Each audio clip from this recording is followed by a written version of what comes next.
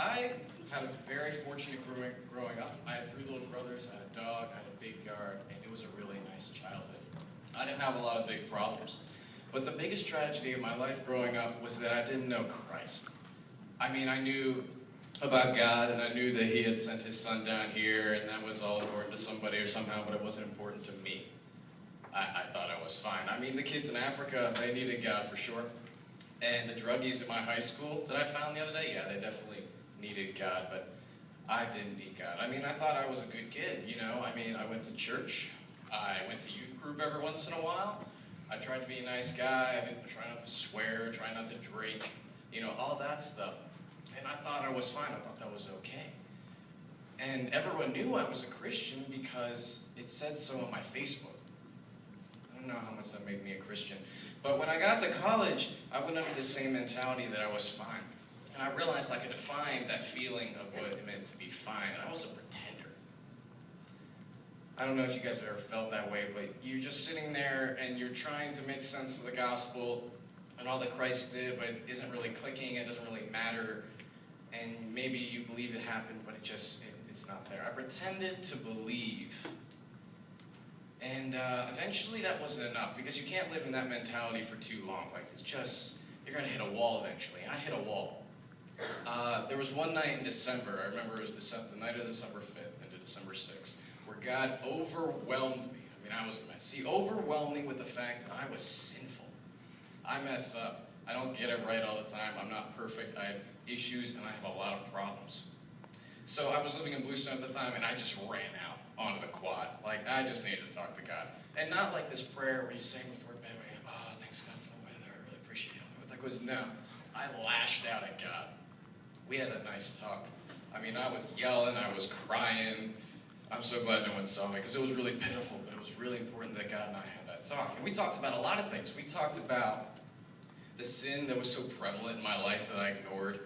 We talked about the people that I was trying to impress that I shouldn't have inspired to impress at all.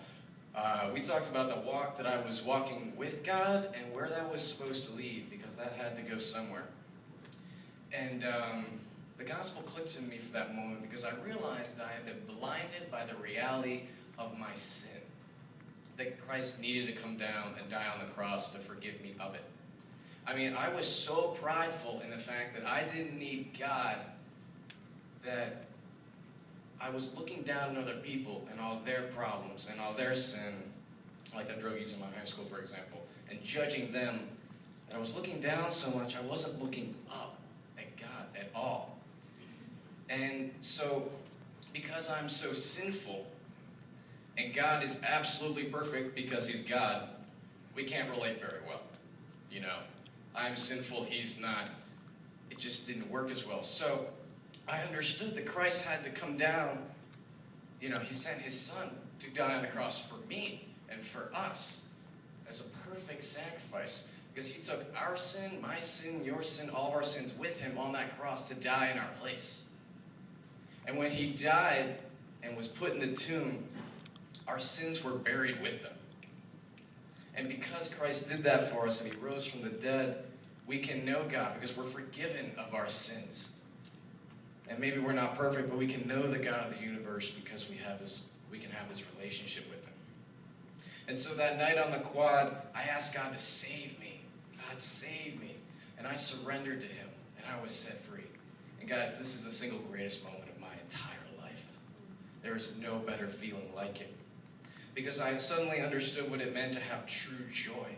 To understand that by God's grace and His forgiveness, which is deeper than any ocean and mightier than any mountain, that I can overcome any trial or any temptation that I get put up through in this life.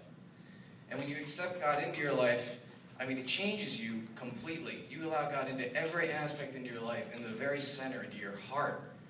And how can we not be changed by that when we know that we are in a relationship with the God of the universe who loves us? And that is joy. Oh, amazing grace.